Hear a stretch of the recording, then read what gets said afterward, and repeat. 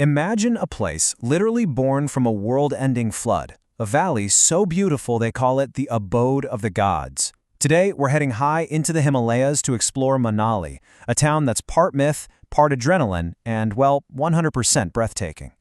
You know, the story of Manali doesn't really start with history books. It starts with a legend of, well, cosmic scale, one that sets the stage for a place that feels completely and utterly timeless. So, to really get what makes Manali so special, we've got to start with its name. Because believe it or not, it's tied to one of the biggest origin stories in Hindu cosmology. Yeah, the name Manali itself, it holds the secret.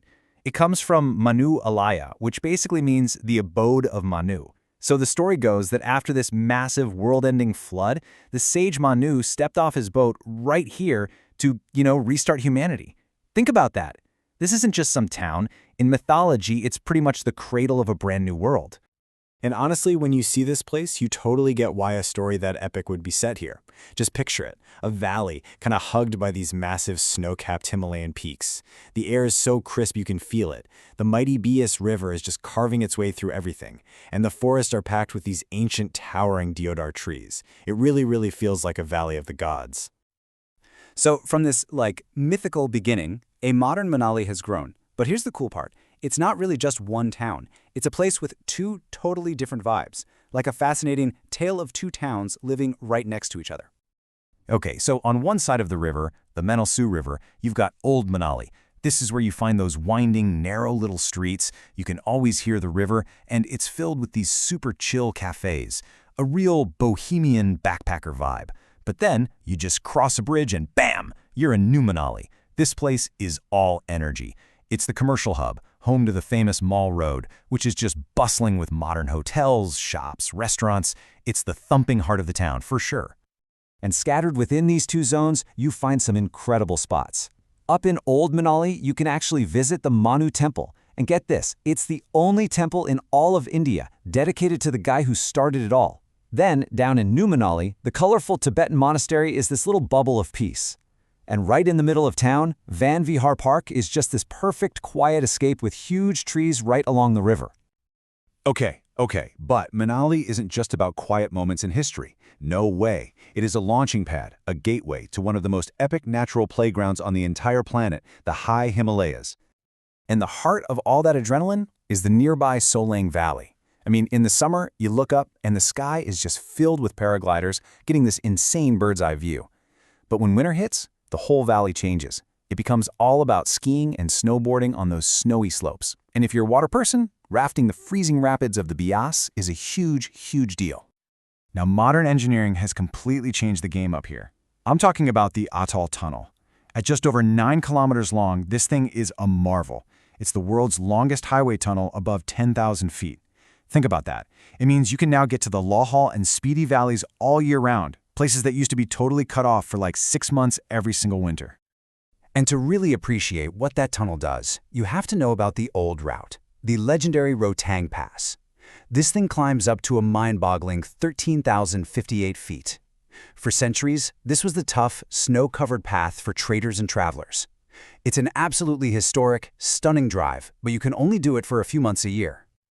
All right, here's a super important tip if you're planning a trip. Because the ecosystem around Rohtang Pass is so fragile, they control access really tightly. Only 1,200 vehicles get a permit per day. So, if you want to experience that iconic drive, you have got to plan ahead. Seriously, don't just show up and expect to get through. But Manali's valley is so much more than just adventure and amazing views. It's also packed with this deep cultural history. A history that's, well, it's literally carved into the wood and stone of the place. There are 3 spots that really capture this spirit. First, you've got the Hidimba Devi Temple. It's this incredible wooden masterpiece from 1553 with this crazy cool 4-tiered pagoda roof, and it's just sitting in this forest of ancient trees. Then there's the Vashish Temple, which is famous for its amazing stone carvings and natural hot springs that are supposed to have healing powers. And finally, the medieval Nagar Castle gives you a peek into the region's royal history, and the views from there are just wow. You can see the whole valley. You know, a lot of these old buildings are made in this really unique local style called Koth Kuni. The name itself tells you what it is. Koth means wood, and Kuni means corner. It's this brilliant local technique that uses layers of wood and stone that lock together, get this, with no mortar at all. And it's just genius. So they start with a foundation of dry stones. Then they alternate layers of interlocking wood beams with stones packed in between. What this does is it creates a structure that's flexible, not stiff. In a place like the Himalayas, which is an active earthquake zone, this lets the building literally sway and absorb the shock, instead of just cracking and falling down. It's ancient wisdom, and it's why these buildings are still standing today. All right, so are you feeling it? Inspired by the myths, the adventure, the incredible building techniques? Let's get down to business and figure out how to plan your very own Himalayan escape. So the first big question is always the same, right? How in the world do you get to this amazing high-altitude place? Well, there is a small airport in a town called Buntar, about 50 kilometers away. But honestly, the most popular way to get there by far is by road. These comfy Volvo buses do an overnight trip from big cities like Delhi and Chandigarh, and the drive itself, winding up into the mountains, is part of the adventure. Now, you could take a train, but the nearest stations are still a pretty long drive away. So for most people, the bus is just the easiest and most direct option. Okay, so when should you go? The great thing about Manali is it's a year-round spot, but it gives you two completely different trips. Summer, let's say March to June, that's peak season. The weather's gorgeous, all the high passes are open, and it's absolutely perfect for trekking and rafting.